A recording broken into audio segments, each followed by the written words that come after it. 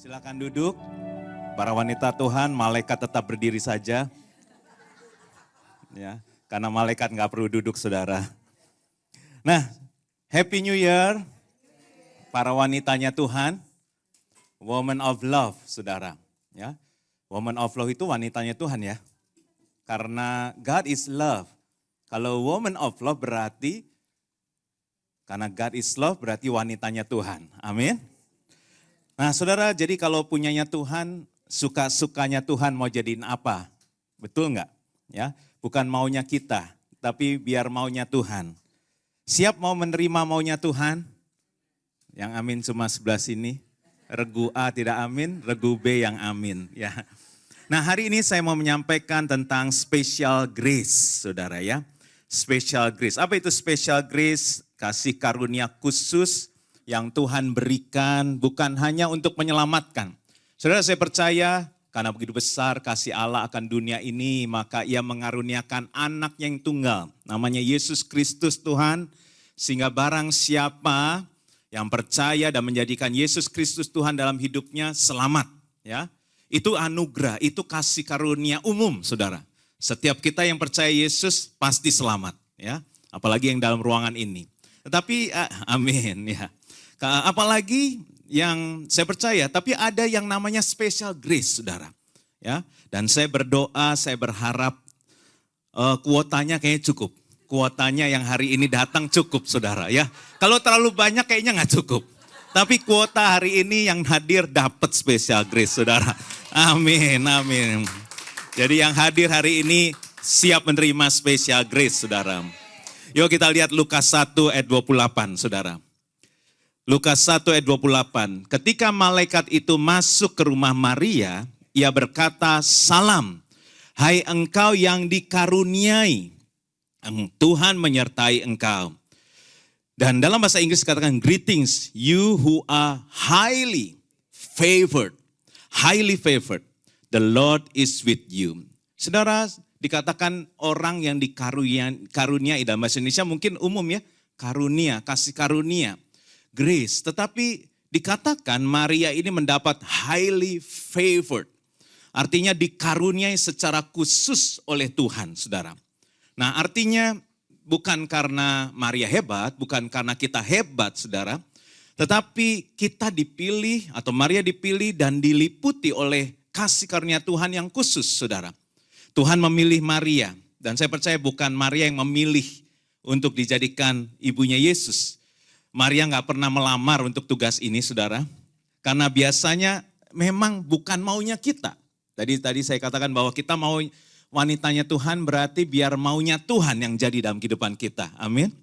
Saya percaya saya sendiri tidak pernah punya cita-cita menjadi gembala gereja, saudara ya. Memang rindu melayani, tapi nggak pernah kepikir untuk menjadi gembala sebuah gereja, saudara. Tetapi saya percaya itu maunya Tuhan. Bukan maunya saya, saudara. Dan dikatakan the Lord is with you.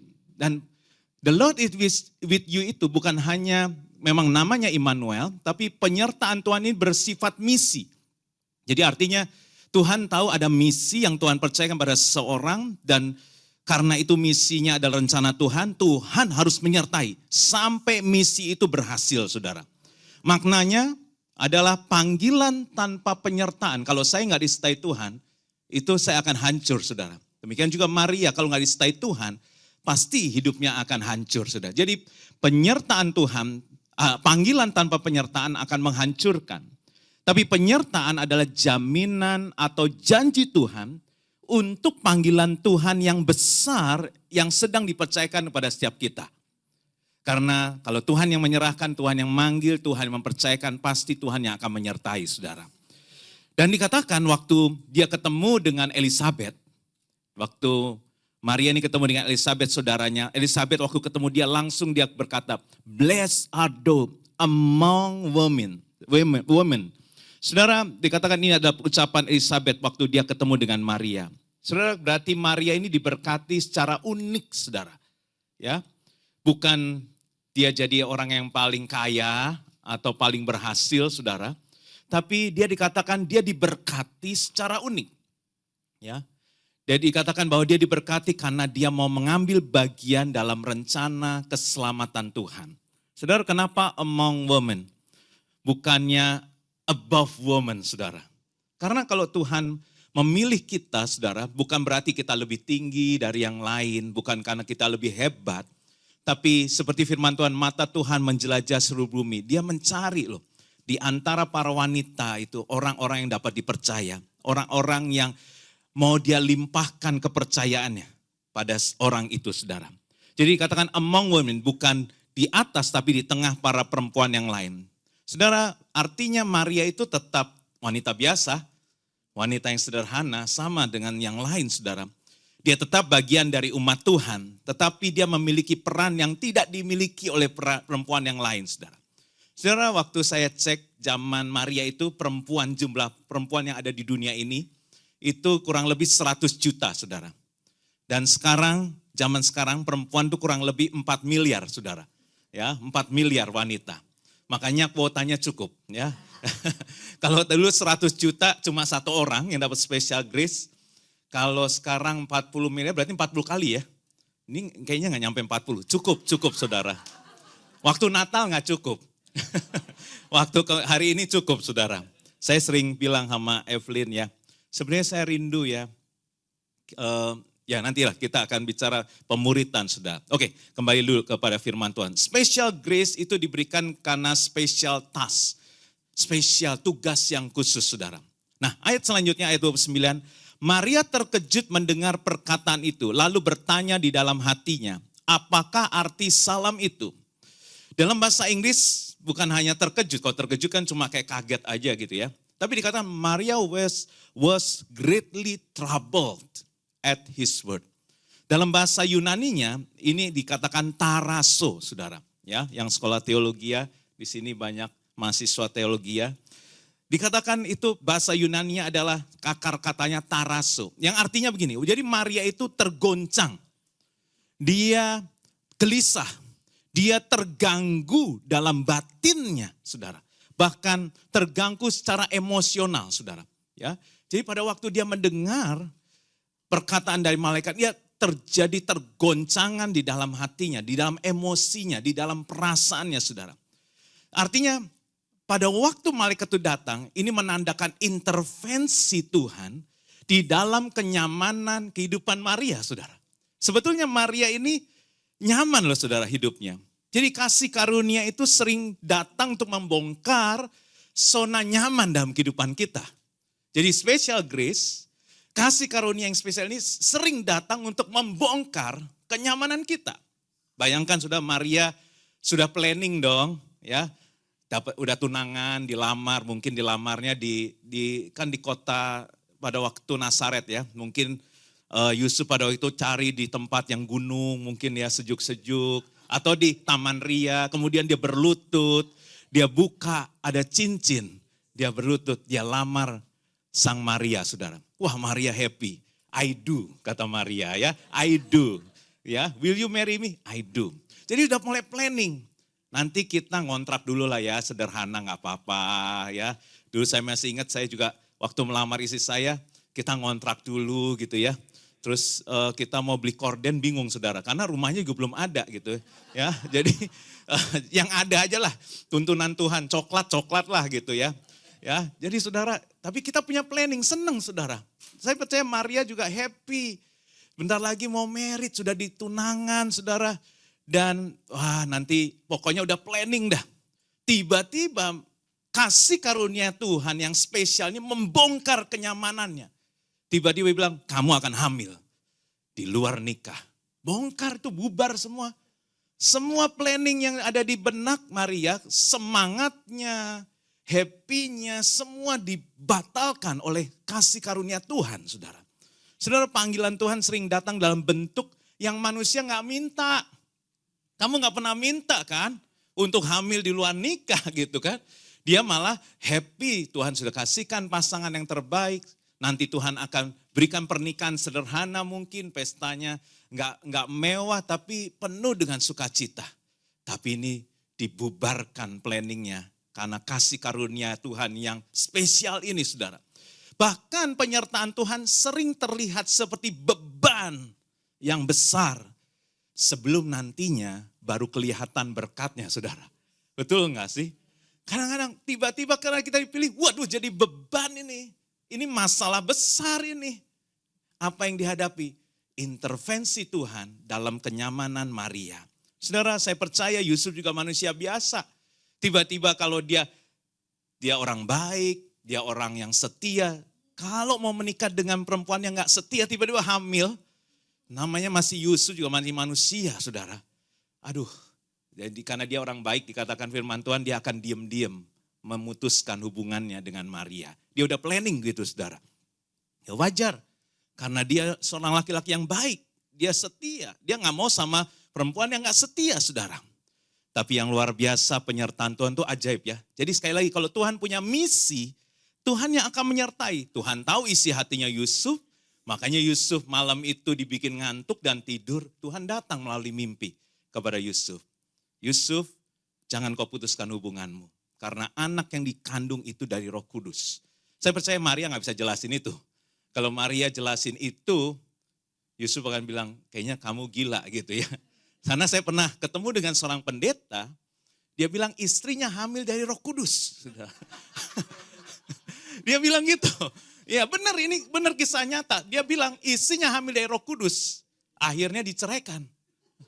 Saya bingung, kok hamil dari Roh Kudus kamu ceraikan? Artinya dia selingkuh gitu loh.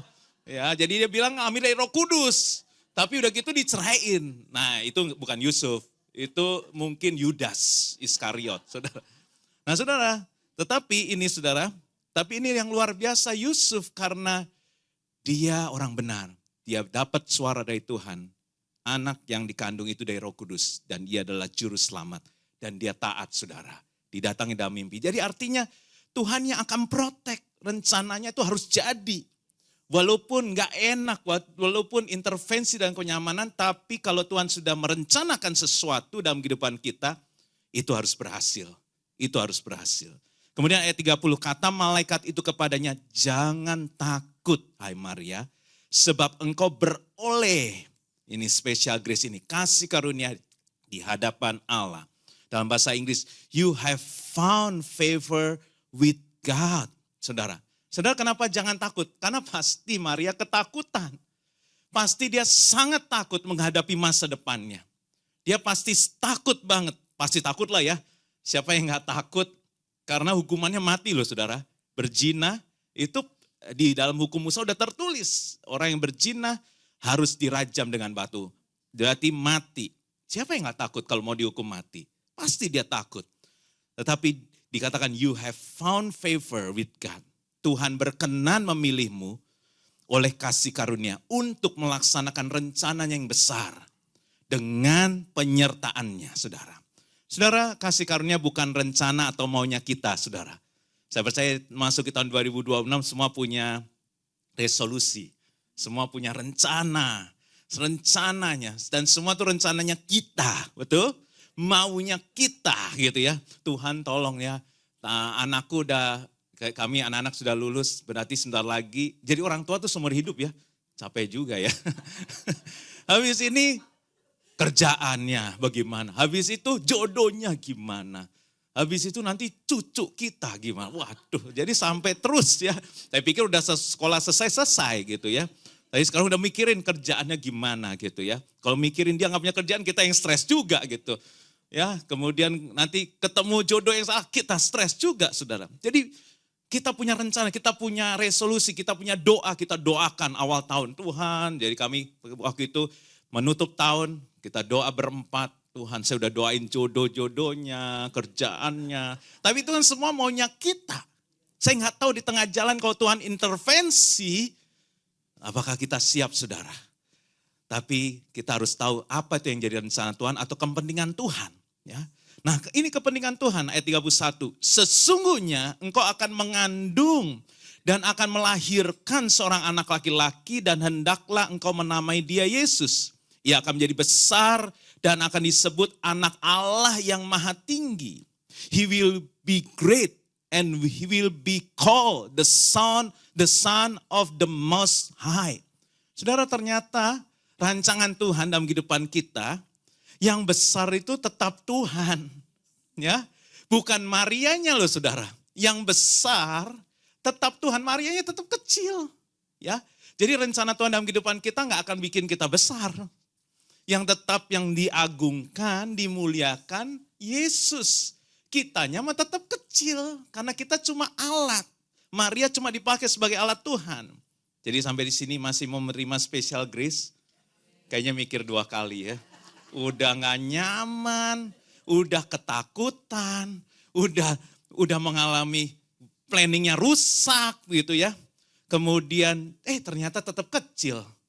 Gak ada kemuliaan sama sekali buat kita, hanya buat Tuhan. Masih mau lanjut special grace? Kuotanya cukup loh saudara. Saudara ingat Tuhan yang akan dimuliakan. Kita tetap kecil. Makanya saudara kalau saya berdoa setiap kita yang punya panggilan untuk melayani. Melayani itu menerima panggilan untuk memuliakan Tuhan. Bukan diri kita saudara. Ya. Dan Tuhan bebas memakai siapa saja. Dan pasti kemuliaan hanya bagi Tuhan. Ya. Tuhan bicara banyak sama anak saya yang laki. Ya. Saya kaget juga. Nggak tahu dia turun dari mana, maksudnya bukan turun dari mana, turunan siapa gitu. Karena kami nggak begitu peka. Tapi dia begitu peka. Tiba-tiba Tuhan ngomong ini, Tuhan ngomong itu. Sempat dia ngomong kepada seorang hamba Tuhan yang begitu peka. Ya.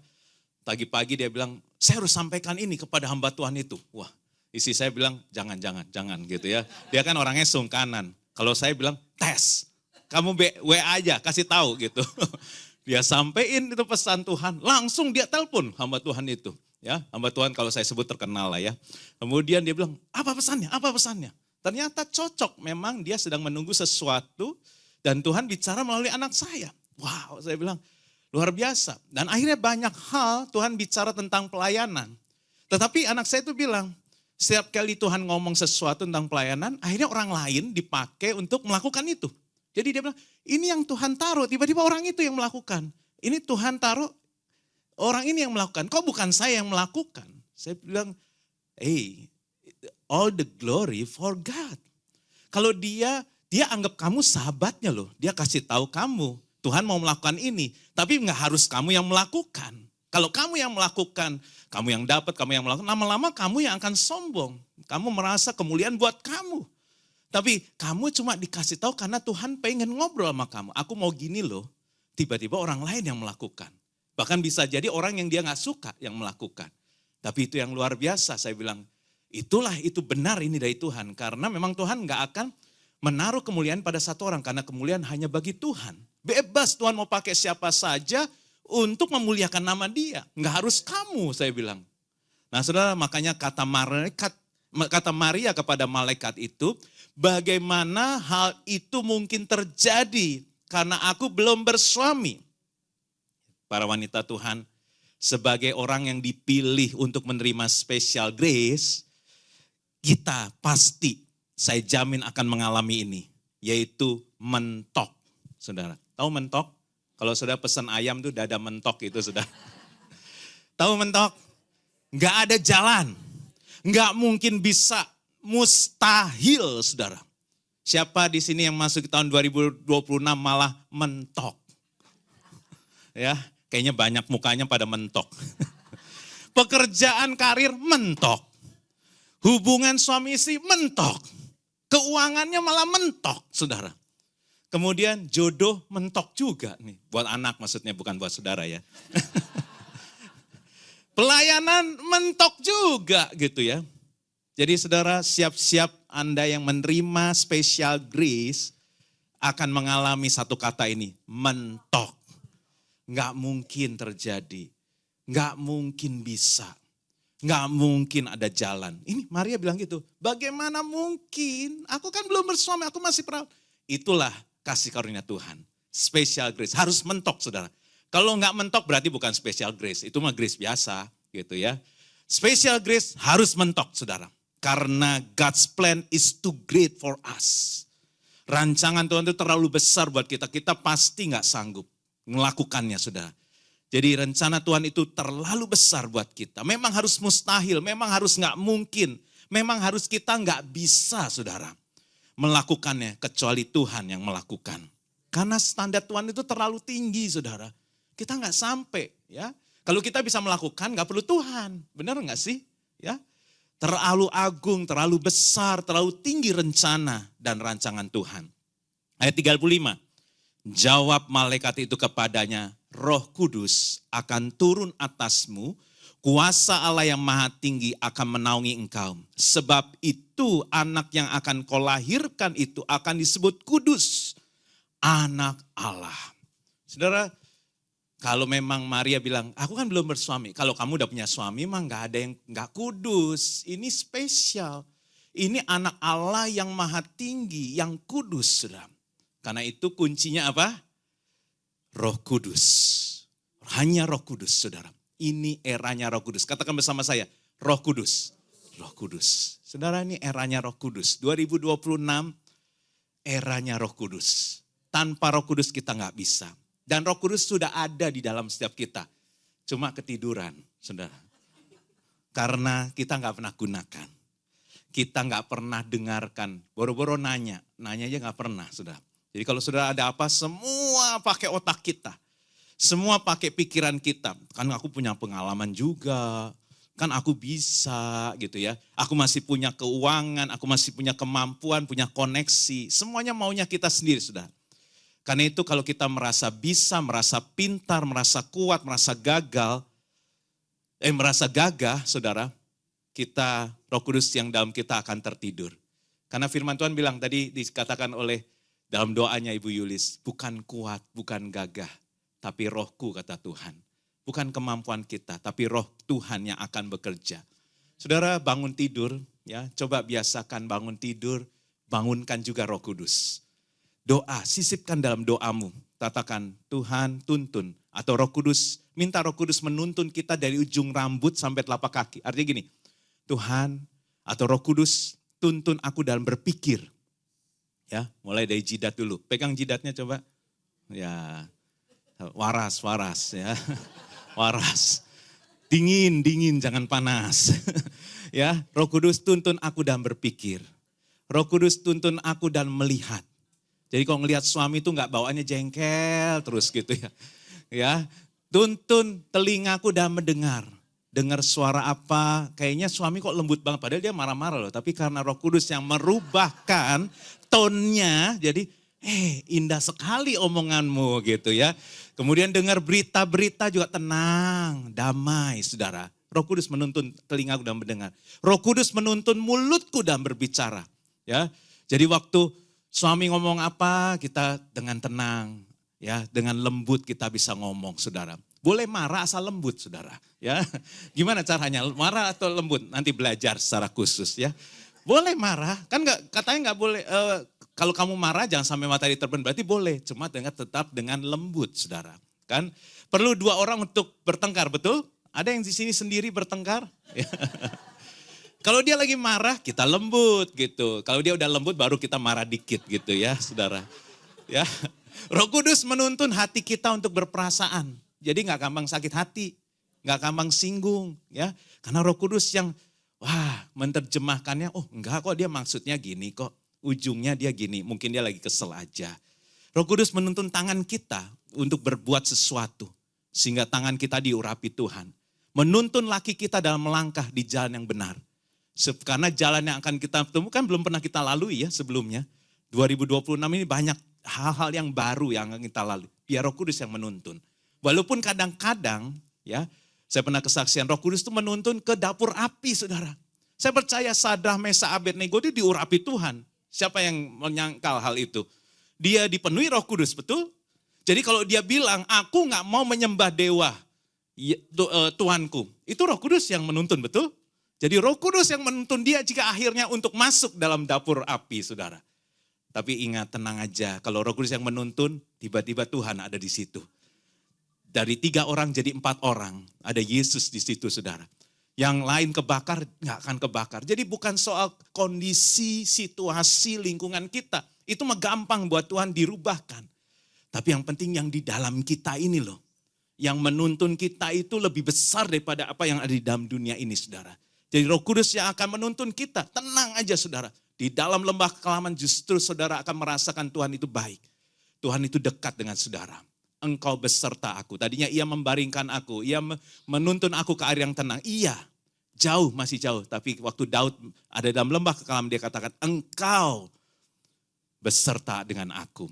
Dekat di dalam lembah kekelaman jadi dekat.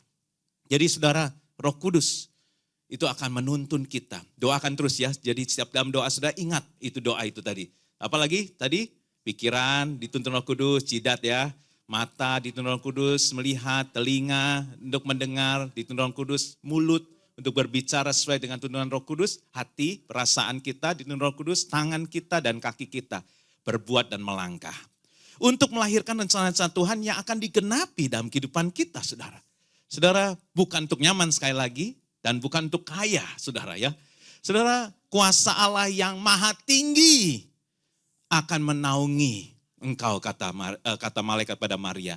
Kuasa Allah yang maha tinggi akan menaungi kita, saudara. Saudara, kuasa Allah yang maha tinggi itu waktu saya cari terjemahannya seperti digambarkan di tabut perjanjian itu, tabut perjanjian ya, yang dipikul oleh bangsa Israel, yang membawa kemenangan menjadi gambaran hadirat Tuhan pada waktu itu.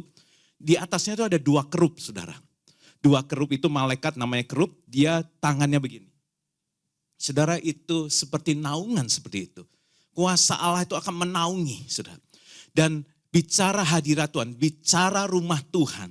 Saudara, gereja adalah rumah Tuhan yang akan menjadi naungan anak-anak Tuhan, saudara. Gereja itu adalah tempat Tuhan. Karena Tuhan bilang, I will build my church. Saudara, banyak orang sekarang soalnya pada kepahitan nama gereja, saudara. Nggak mau menjadi orang yang ditanam di satu gereja. Karena mungkin pernah kepahitan di gereja-gereja yang lain. Saudara, memang banyak oknum dalam gereja, saudara. Saya akui, saudara. Tapi saudara, tetap yang perkataan Tuhan pada Petrus, I will build my church. Karena Tuhan mau ada gereja sebagai rumah yang menaungi umatnya, saudara. Jadi mau ada oknum, mau iblis merusak gereja, tapi kebenaran tetap kebenaran. Gereja adalah tempat naungan buat anak-anak Tuhan, saudara. Saudara, jadi karena itu, karena perlu terarah. Anak-anak Tuhan harus diarahkan, harus dimuridkan, saudara. Jadi saudara harus tertanam di satu gereja, saudara. Saudara, seperti City of Love, saudara. Kalau boleh saya sampaikan, kita tahun ini, tema kita jelas adalah entering the new season of fruitfulness. Yohanes 15 ayat 5. Akulah pokok anggur dan kamulah ranting-rantingnya. Barang siapa tinggal dalam aku, berbicara Roh Kudus, dan aku di dalam dia, Roh Kudus, ia berbuah banyak. Sebab di luar aku, kamu tidak dapat berbuat apa-apa tanpa Tuhan. Saudara, Tuhan itu manggil kita untuk tinggal dalam dia dan kita harus tinggal dalam dia dan Tuhan mau tinggal dalam kita, saudara. Saudara, kita ini seperti ranting yang nempel sama pokok anggur. Kehidupan itu mengalir, bukan usaha kita. Kita asal harus nempel sama sumbernya. Dan saya berdoa, setiap kita itu selalu nempel sama sumber. Karena ranting tanpa sumber mati, saudara. Kita dipotong, dibuang dalam api, saudara. Jadi kita nggak bisa terputus dari sumbernya. Kita perlu naungan, saudara. Perlu orang yang mengingatkan. Saudara, kalau boleh saya katakan kurangnya woman of love. Kurangnya woman of love dahsyat banget. Tapi kurangnya woman of love adalah pemuritan. Pemuritan. Ingat loh saudara, Tuhan gak cari orang banyak. Ya, Tuhan gak cari orang banyak, tapi Tuhan cari murid, saudara. Ingat, kalau dia cari orang banyak, dia akan protes waktu Andreas menghitung jumlah orang yang diberi makan 5 roti 2 ikan. Ya, Andreas pakai checker dia ngitung 5.000. 5.000 rabi 5.000. Salah ngitung lo. Ya, yang wanita lo nggak hitung kan?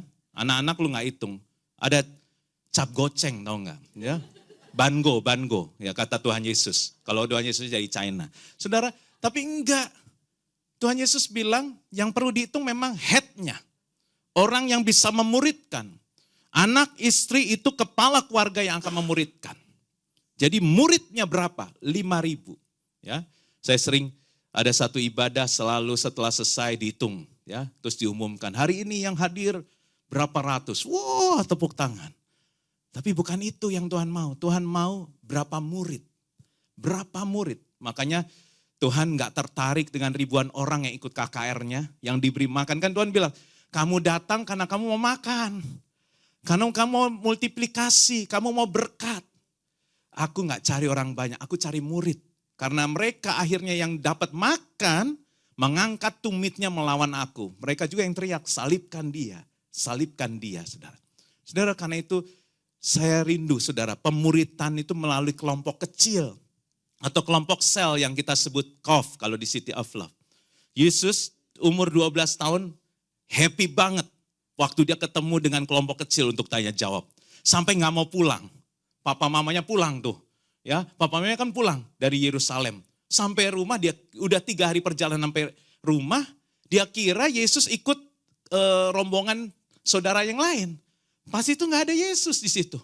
Langsung balik lagi ke Yerusalem. Dicari, ketemu. Yesus lagi ngobrol, lagi sel grup, saudara. Lagi sel grup, ngobrol, sukacita. Namanya mama kan kesel ya. Udah 3 hari capek nyari. Yesus bikin pikiran aja. Siapa yang suka begitu tuh anaknya? Aduh, umur 12 tahun ya masih anak-anak loh ya, baru masuk SMP. Kamu bikin mama kesel, capek deh gitu ya. Kamu bikin pikiran, ngapain kamu di sini? Terus Yesus bilang apa? Aduh mama, aku ini tempat kesukaanku. Aku mesti tinggal dalam rumah Bapakku. Di sini aku happy. Ikut sel group, saudara. Yesus aja dari muda ikut sel group, seneng loh saudara.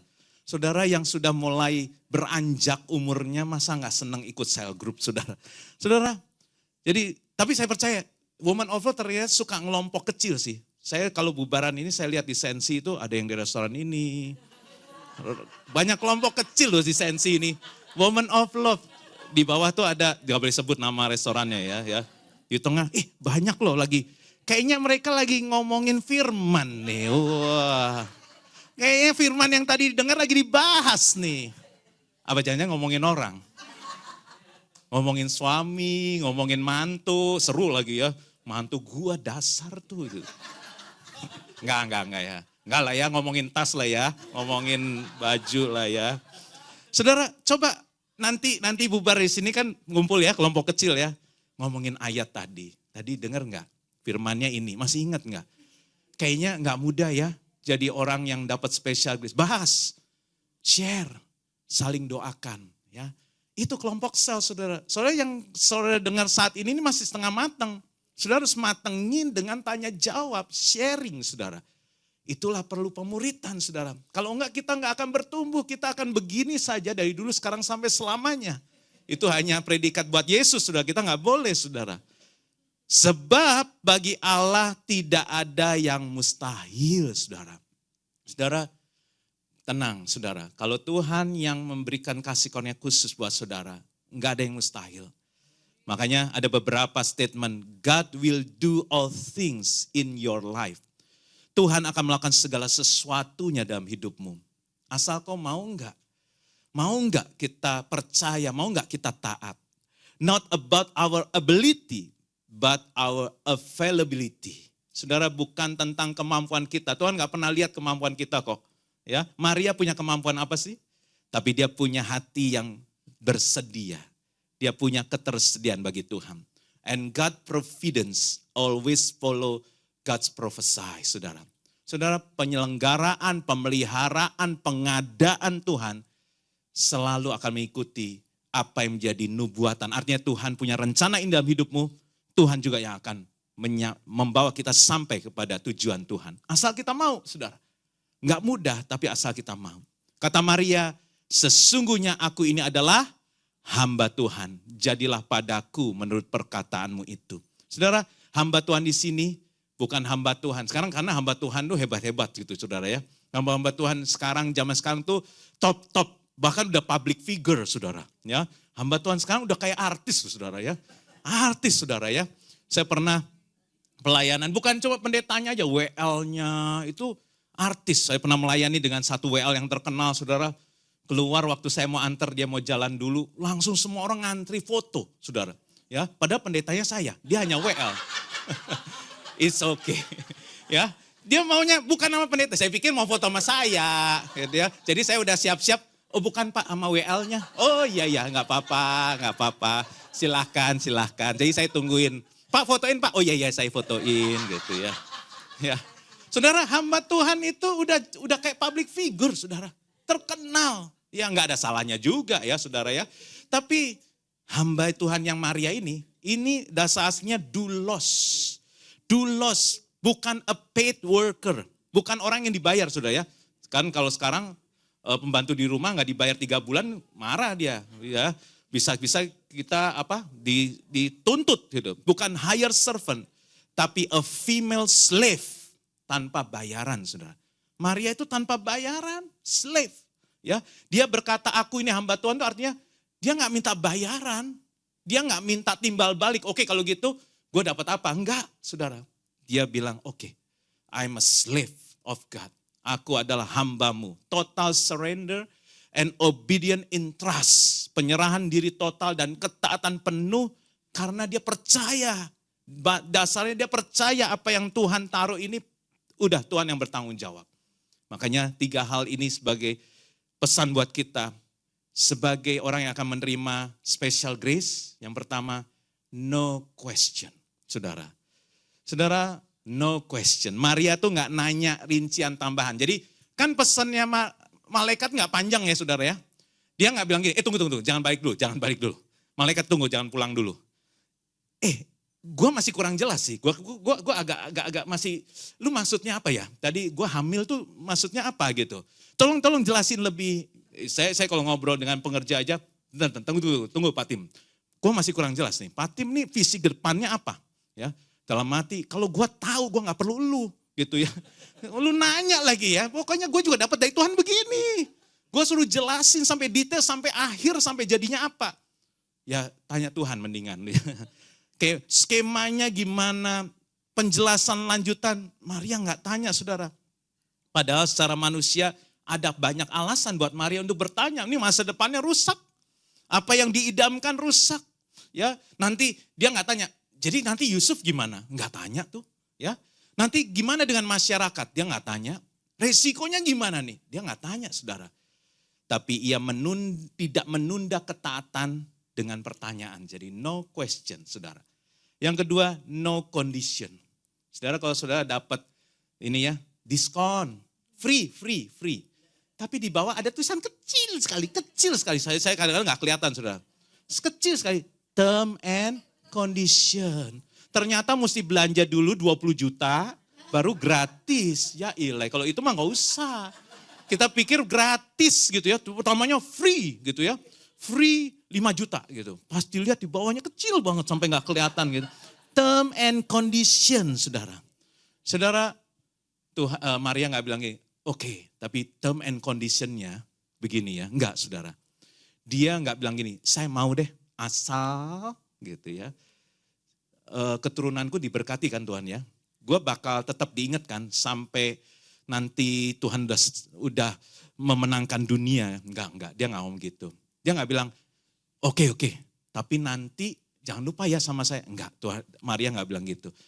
Oke, saya mau deh. Asal pasti ya, gue selamat ya. Gue gak dihukum mati kan. Enggak. Dia no condition, saudara. Ia menerima tanpa syarat, tanpa tahu masa depan. Orang semua tuh pengennya tahu masa depan ya. Makanya suka sama dinubuatin ya, saudara ya. Kalau pendeta yang bisa nubuatkan, nanti gimana ya. Anak saya gimana? Sampai pendeta tuh jengkel. Itu anak lu. Jangan tanya gua. Itu bener banget sih, bener juga. Masa kita tanya anak kita ke pendeta gitu ya. Ya gua aja punya anak kata dia gitu ya. Saudara, kita terima tanpa syarat, saudara. Tanpa syarat. Yang terakhir, no negotiation.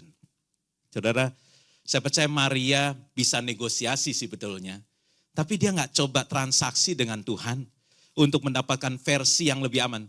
Tuhan oke lah, ini kayaknya agak resiko tinggi. Boleh gak dikurangin resikonya dikit gitu loh ya. Jadi Tuhan tolong ngomong sama orang tua saya, ngomong sama gereja, ngomong sama Yusuf. Supaya banyak dukungan gitu loh. Kalau saya sendiri gak kuat Tuhan. Enggak tuh.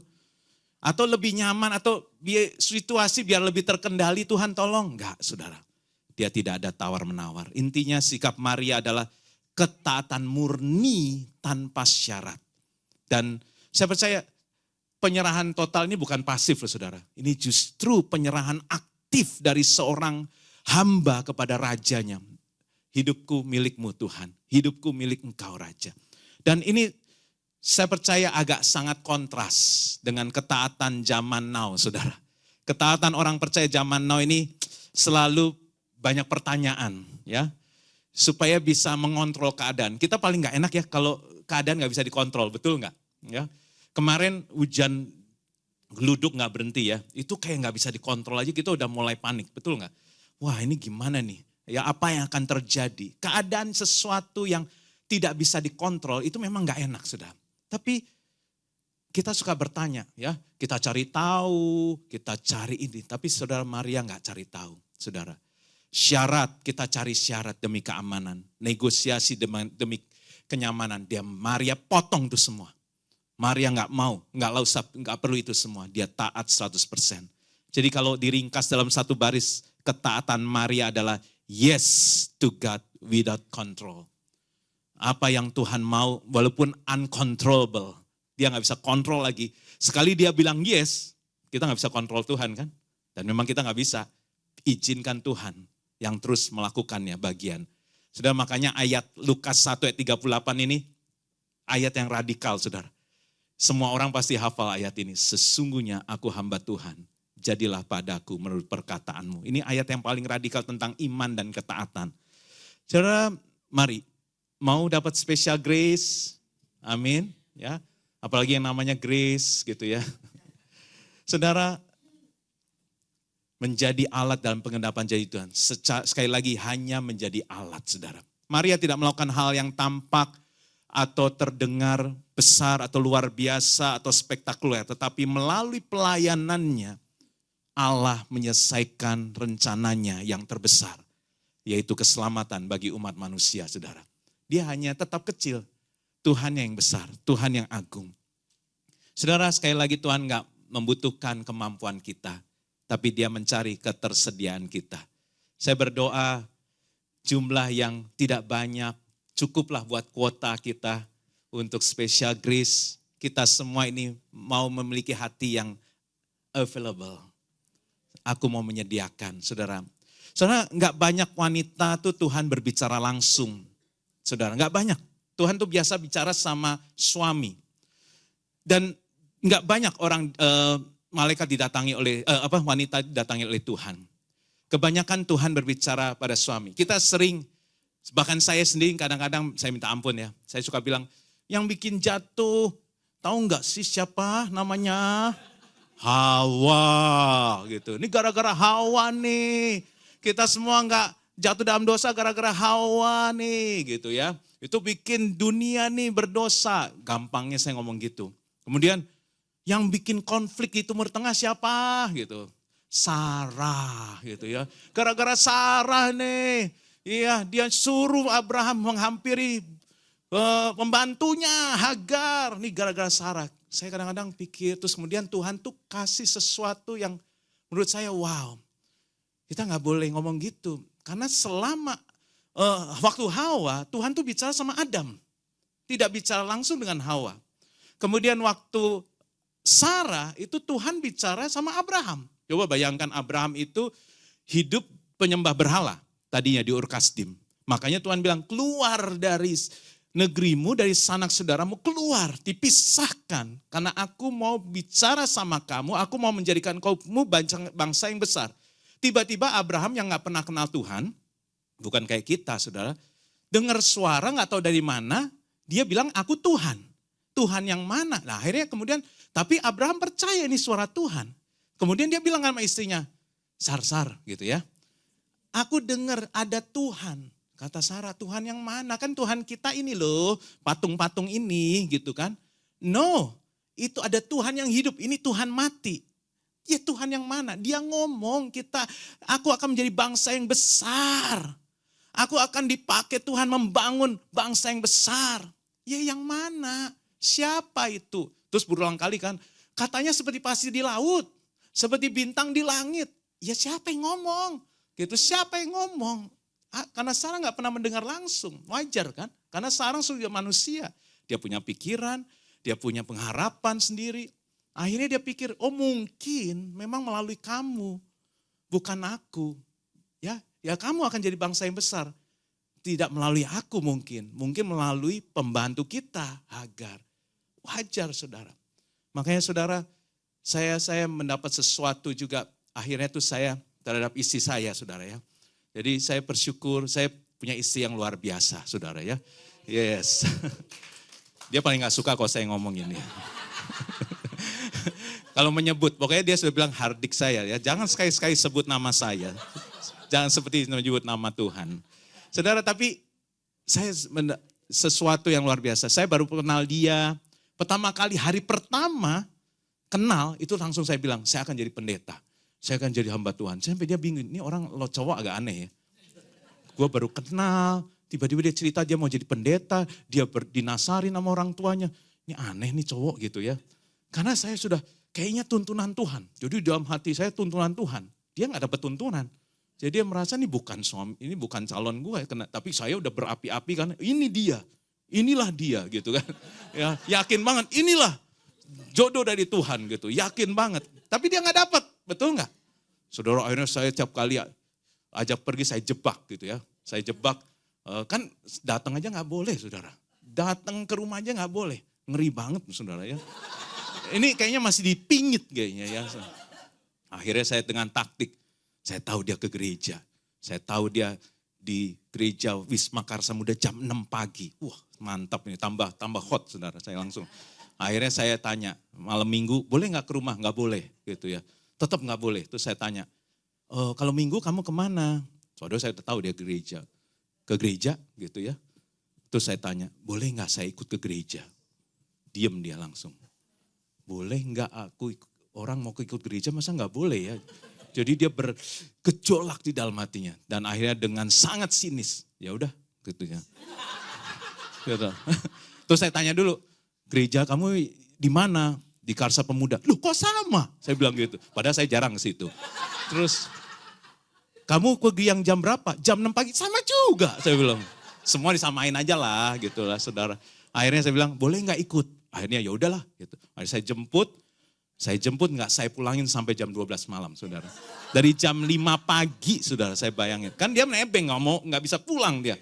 Dia mau naik, belum ada Grab waktu itu ya, belum ada Grab. Nah saudara akhirnya saudara, saya ngomongin terus tentang firman dan sebagainya saudara. Akhirnya jatuh juga saudara. Ya, bukan jatuh dalam dosa ya, jatuh hati saudara. Dan kemudian saudara dalam pernikahan itu saya selalu dapat tuntunan Tuhan. Sebagai pemimpin dalam keluarga, sebagai pemimpin dalam gereja, saya selalu dapat sesuatu. Tuhan suruh gini, kadang-kadang saya diam aja, saya lakukan aja. Dia bingung saudara. Nggak mudah buat istri. Makanya saya tahu istri-istri pendeta, istri-istri gembala, istri hamba Tuhan nggak mudah saudara. Lebih berat daripada suaminya. Karena dia kadang-kadang nggak tahu apa-apa. Nggak tahu apa-apa tapi dijudge orang. Nggak tahu apa-apa, ini panggilan suaminya tapi dia harus ikut menderita. Ya, dia tetap harus ikut dihakimi. Ya, kalau suami yang salah dia juga ikut diomongin gitu. Wah, dia sikapnya nggak mudah saya percaya. Dinilai orang, dipandang orang, nggak boleh pakai ini, nggak boleh pakai itu. Pokoknya pasti banyak yang nggak enak. Kadang-kadang saya dulu nggak peduli. Pokoknya kan Tuhan ngomong gini, jalan aja. Ya, saya nggak perlu tanya kamu, saya nggak perlu cerita kamu gitu. Pokoknya Tuhan tuntun gitu. Tapi Tuhan bilang nggak bisa begitu. Karena saya ngomong sama kamu, kamu harus ngomong sampai dia mengerti, saudara. Dan saya ingat, oh iya, pantesan Adam kurang penjelasan terhadap Hawa, saudara. Makanya waktu dia ngambil buah itu pun Adam ada di situ, dia nggak mau jelasin. Dia nggak mau susah payah untuk meyakinkan istrinya, jangan. Abraham juga waktu disuruh Hagar dia nggak jelasin, no, tetap saya akan mendapat anak melalui kamu. Dia nggak, karena kan yang dapat pesan Tuhan adalah Abraham, saudara. Makanya sekarang saya selalu dapat sesuatu, saya share dulu, saya godok dulu dengan istri saya bicarakan dulu. Kadang-kadang dia tanya maksud dan tujuannya apa. Wih saudara ya, jadi seperti pemerintah gitu, maksud dan tujuannya apa.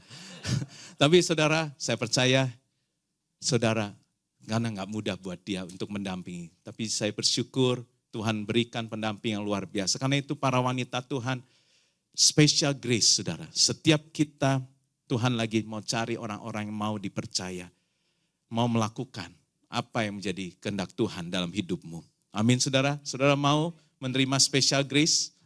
Kita bagi berdiri, saudara.